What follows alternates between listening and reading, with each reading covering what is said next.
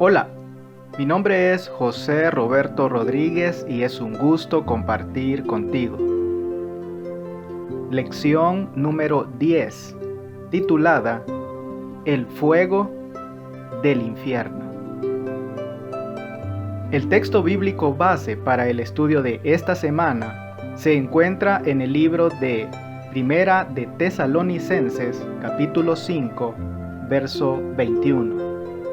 En el cual leemos lo siguiente: examinadlo todo, retened lo bueno.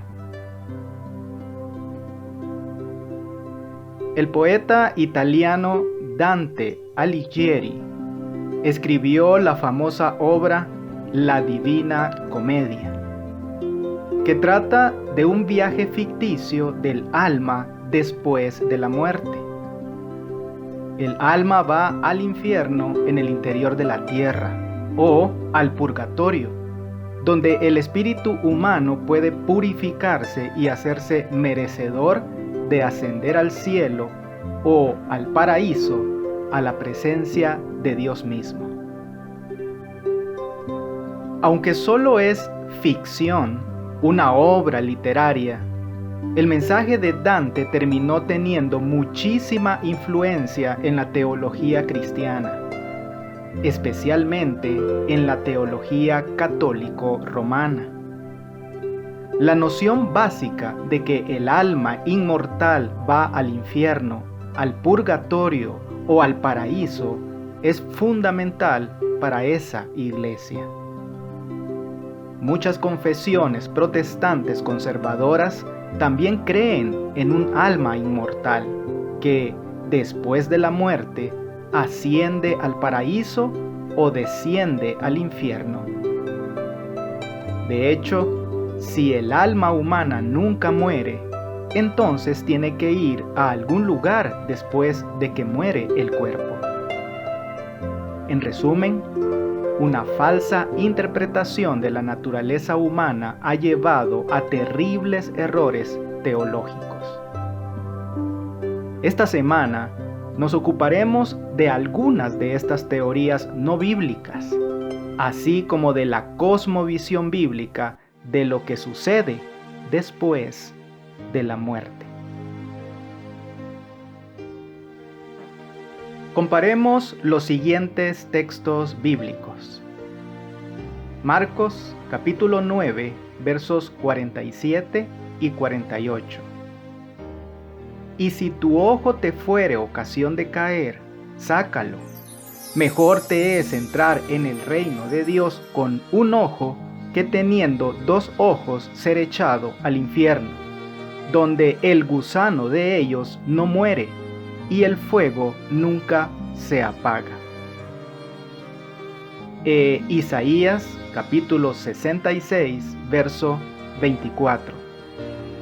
Y saldrán y verán los cadáveres de los hombres que se rebelaron contra mí, porque su gusano nunca morirá, ni su fuego se apagará, y serán abominables a todo hombre.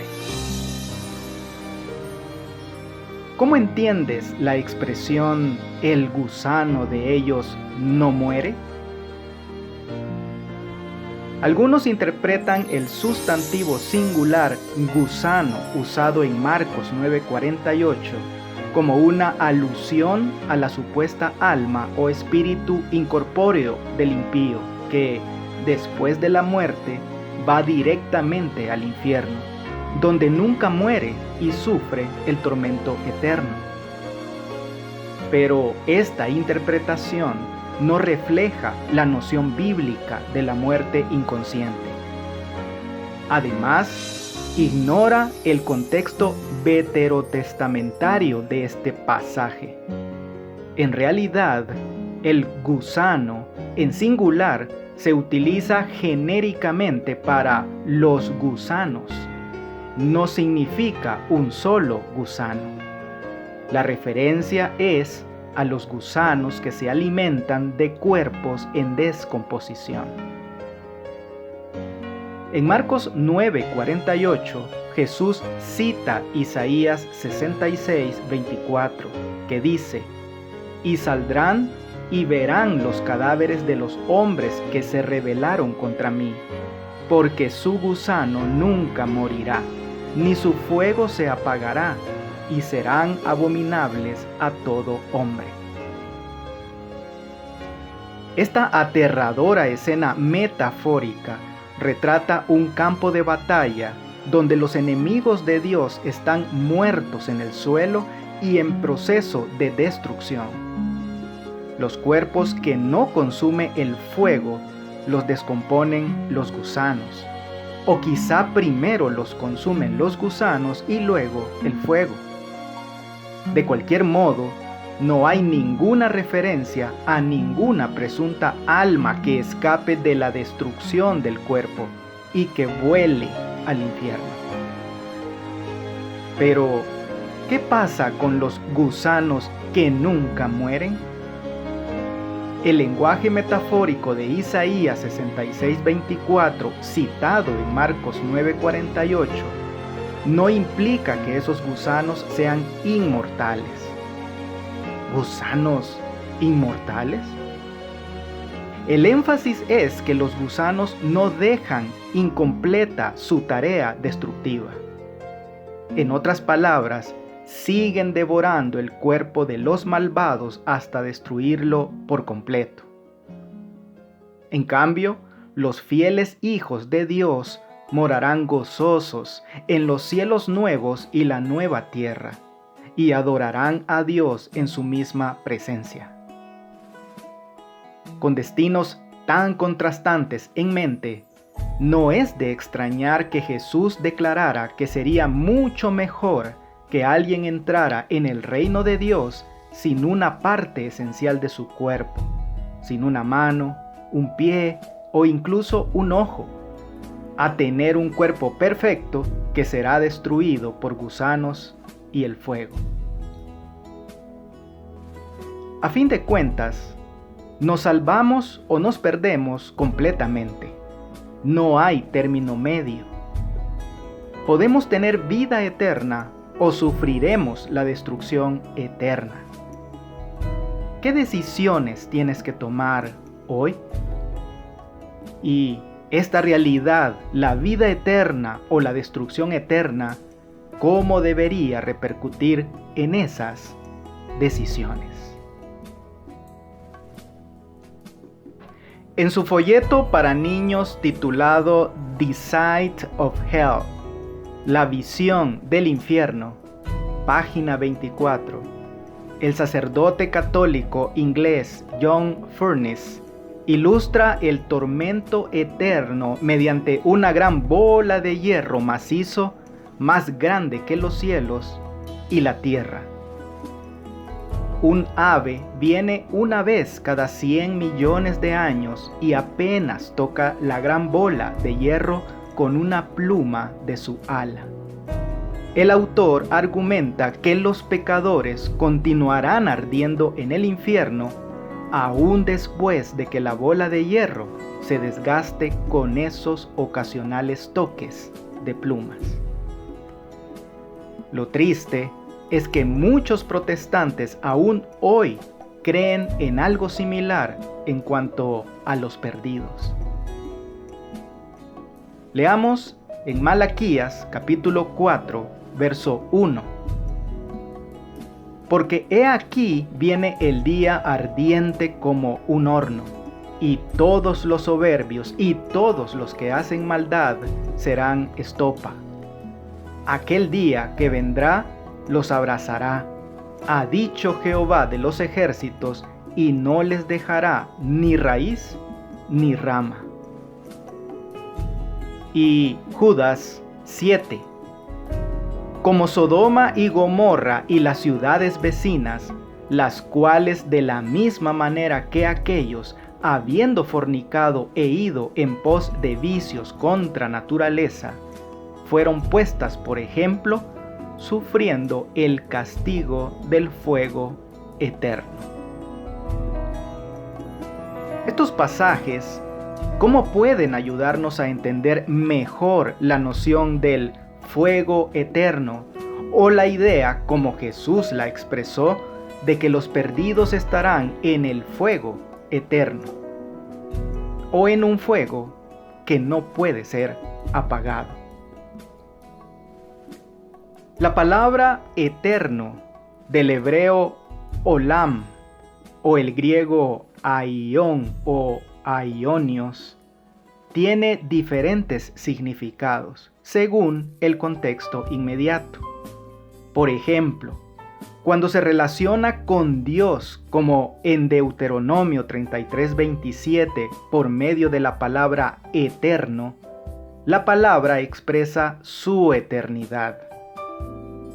Cuando se relaciona con los seres humanos, como en Éxodo 21:6, con la expresión para siempre, la palabra se limita a su tiempo de vida.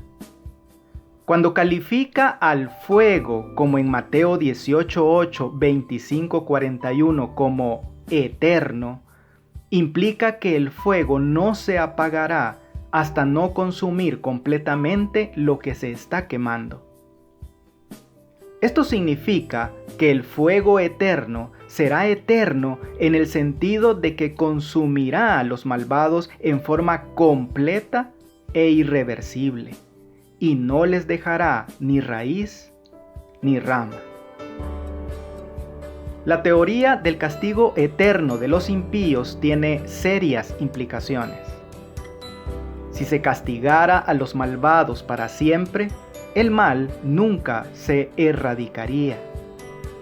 Además, toda la vida humana deriva de Dios, quien no se alegra con la muerte del malvado. ¿Por qué entonces continuaría dando vida a los malvados para que sufran un tormento sin fin? ¿No sería mucho más razonable que acabara con su existencia? Si los impíos serán castigados según sus obras, ¿por qué entonces una corta vida humana debe ser castigada indefinidamente? Todas las referencias bíblicas al fuego eterno deben considerarse alusiones al lago de fuego posterior al milenio de Apocalipsis 20. Por lo tanto, no es bíblico hablar de un infierno que ya está presente y que arde para siempre. Si bien el infierno de fuego es nefasto, la verdad sobre el infierno, ¿qué nos revela sobre el amor de Dios, especialmente en contraste con la idea del tormento eterno? La Iglesia Católica Romana sostiene que los muertos que no merecen el infierno, pero que aún no están listos para el paraíso, pueden purgar sus pecados en el purgatorio y luego ascender de allí al paraíso. Sus sufrimientos en el purgatorio pueden reducirse con las oraciones y las penitencias de sus seres queridos. El Catecismo de la Iglesia Católica es explícito sobre el purgatorio y dice: los que mueren en la gracia y la amistad de Dios, pero imperfectamente purificados, aunque están seguros de su salvación eterna, sufren una purificación después de su muerte, a fin de obtener la santidad necesaria para entrar en el gozo de Dios. Señala además que su sufrimiento puede aliviarse con las oraciones de sus seres queridos, así como con otros actos en favor de los muertos.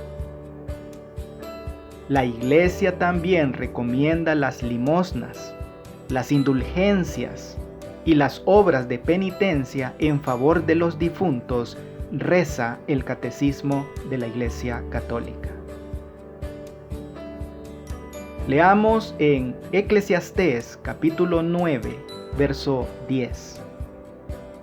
Todo lo que te viniere a la mano para hacer, hazlo según tus fuerzas, porque en el Seol a donde vas no hay obra, ni trabajo, ni ciencia, ni sabiduría. Ezequiel capítulo 18, verso 20.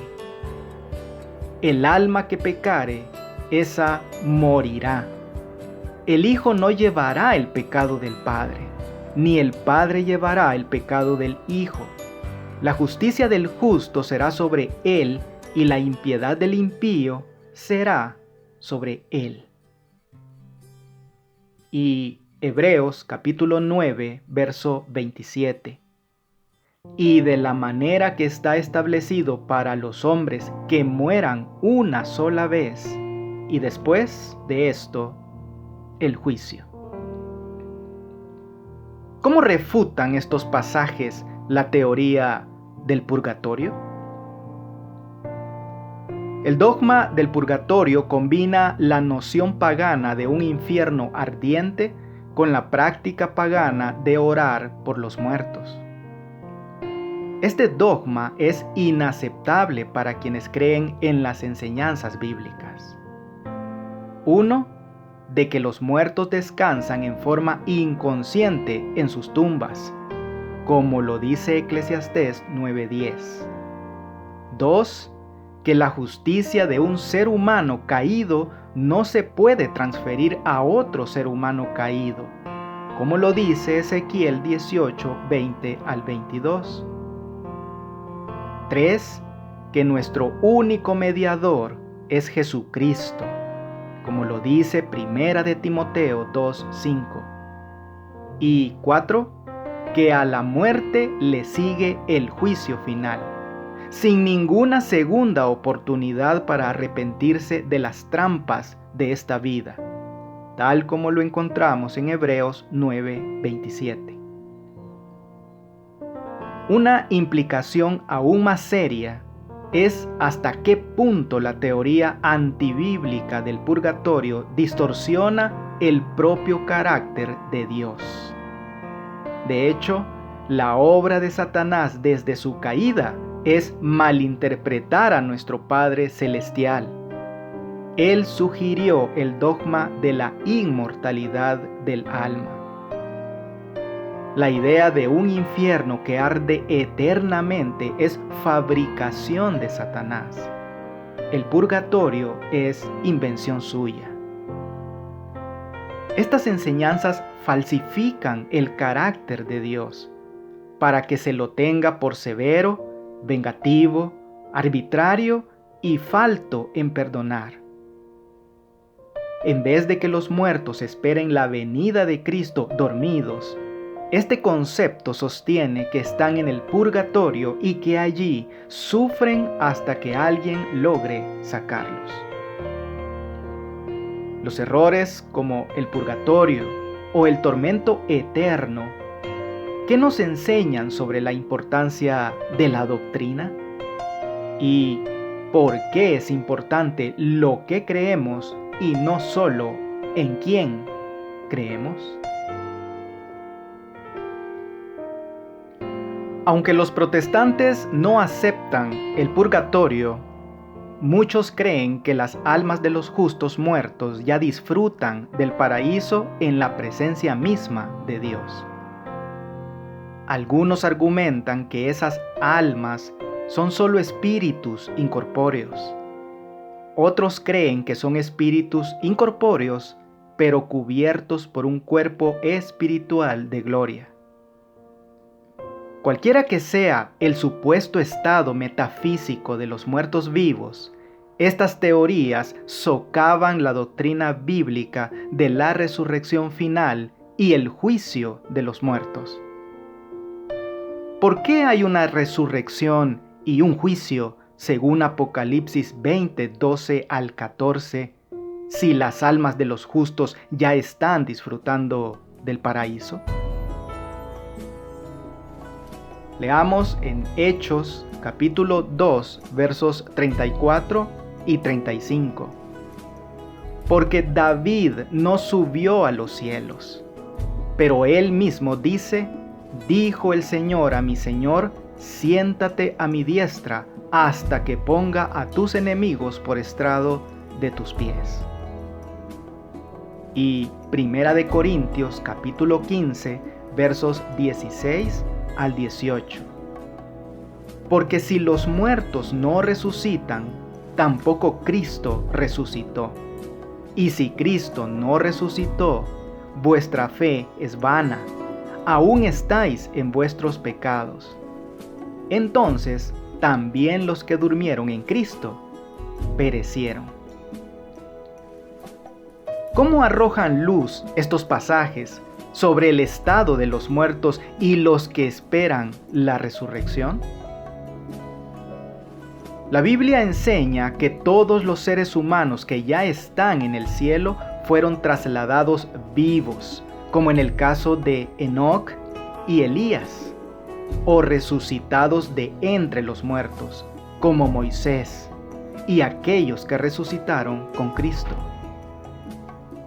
Como ya hemos visto, la alusión a las almas bajo el altar que claman a Dios por venganza en Apocalipsis 6, 9 al 11, es solo una metáfora de la justicia y no valida la teoría de la inmortalidad natural del alma.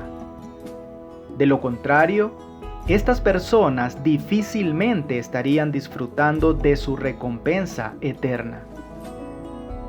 En realidad, la tumba es un lugar de descanso para los muertos, que inconscientemente esperan la resurrección final, cuando se restaurará su existencia consciente.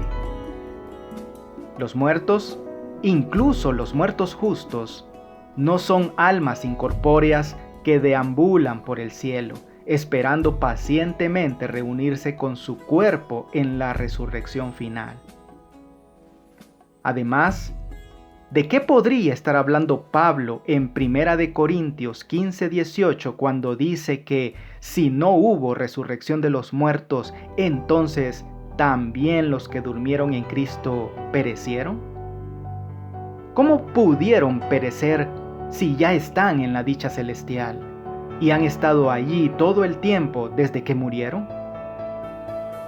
Una doctrina central y clave del Nuevo Testamento, la resurrección de los muertos cuando Cristo regrese, queda invalidada por la falsa enseñanza de que los justos muertos se elevan hacia su recompensa eterna inmediatamente después de morir.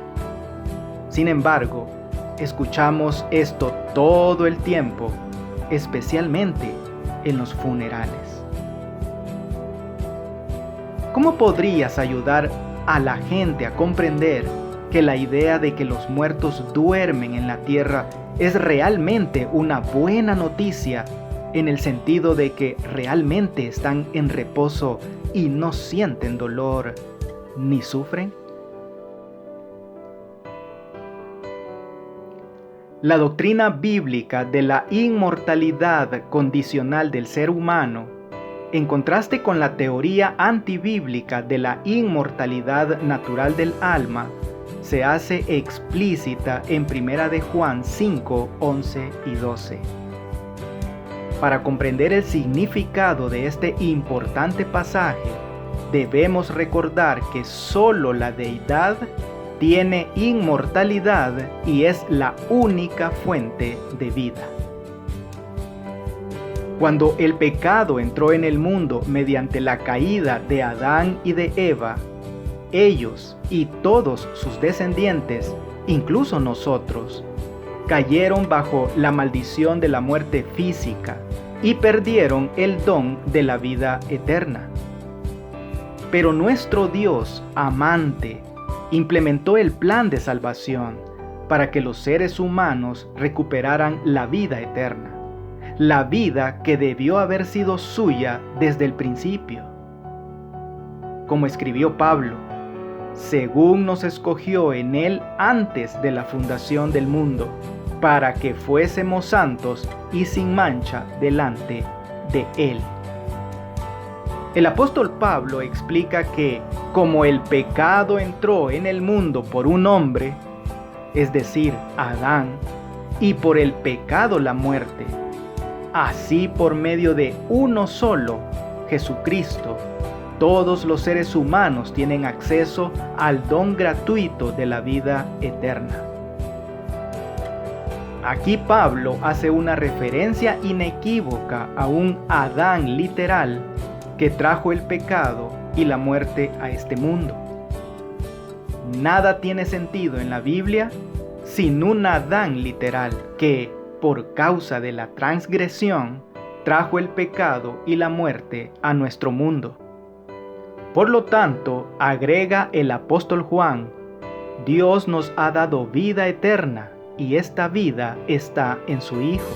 El que tiene al Hijo tiene la vida, el que no tiene al Hijo de Dios no tiene la vida. El panorama completo se vuelve más claro a la luz de las declaraciones de Jesús. Que todo aquel que ve al Hijo y cree en Él tenga vida eterna, y yo le resucitaré en el día postrero. Y yo soy la resurrección y la vida. El que cree en mí, aunque esté muerto, vivirá. Esto significa que la vida eterna es un don de Dios que recibimos por medio de Cristo, que se consigue en el presente, pero se disfruta plenamente solo después de la resurrección final de los justos. La conclusión es muy sencilla. Si se concede vida eterna solo a los que están en Cristo, los que no están en Él no tienen vida eterna. En cambio, la teoría de la inmortalidad natural del alma adjudica vida eterna, en el paraíso o en el infierno, a todos los seres humanos, incluso a los que no están en Cristo. Por más que esta enseñanza sea popular, no es bíblica. Leemos de los escritos de Elena de White en El conflicto de los siglos. Sobre el error fundamental de la inmortalidad natural descansa la doctrina de la conciencia en la muerte.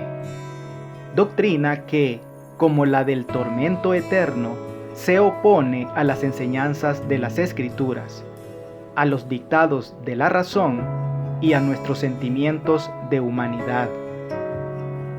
Según la creencia popular, los redimidos en el cielo están al tanto de todo lo que pasa en la tierra, y especialmente en la vida de los amigos que dejaron atrás.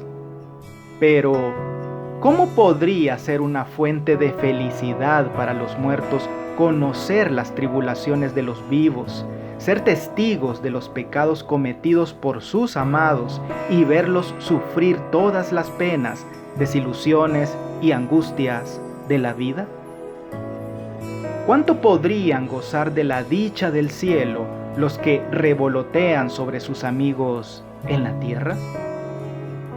¿Y cuán profundamente repulsiva es la creencia de que, apenas exhalado el último suspiro, el alma del impenitente es arrojada a las llamas del infierno?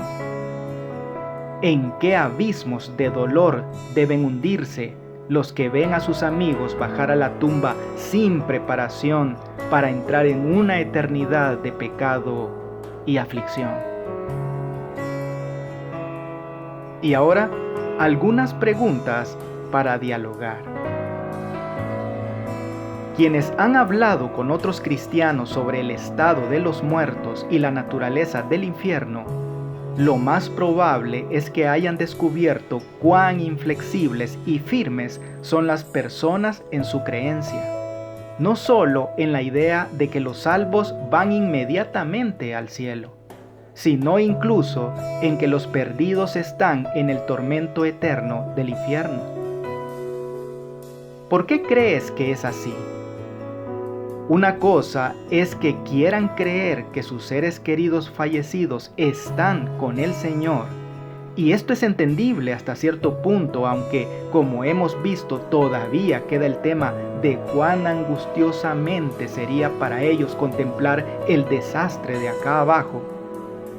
Pero, ¿por qué existe un apego tan fuerte a la horripilante idea de que los perdidos son atormentados eternamente en el infierno?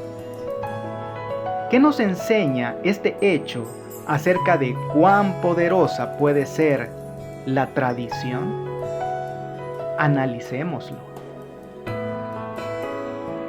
La mayoría de las confesiones cristianas proclaman la teoría no bíblica de la inmortalidad natural del alma, con todas sus teorías correlacionadas. ¿Qué más deberíamos hacer como iglesia, además de lo que ya estamos haciendo, para proclamar al mundo la visión bíblica de la muerte y el más allá? Aunque el poema de Dante, La Divina Comedia, era mera ficción, ejerció una gran influencia para ayudar a consolidar enseñanzas falsas en la mente de la gente sobre lo que sucede al alma después de la muerte. ¿Qué lecciones podemos aprender de la facilidad con que la teología cristiana puede verse influenciada por enseñanzas externas?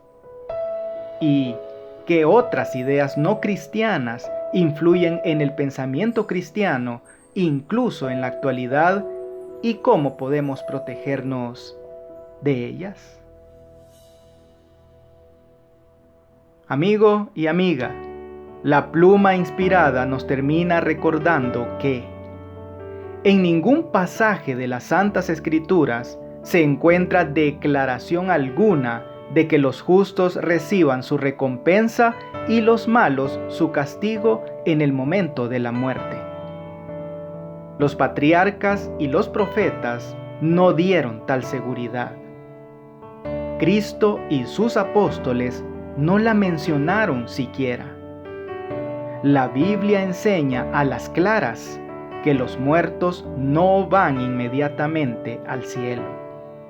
Se les representa como si estuvieran durmiendo hasta el día de la resurrección. Que Dios te bendiga. No olvides apoyar este ministerio suscribiéndote a mi canal de YouTube. Con esto tendrás acceso a un video resumen completamente ilustrado y animado de la lección de escuela sabática para adultos al inicio de cada semana. Espero tus likes y tus comentarios de la lección. Bendiciones.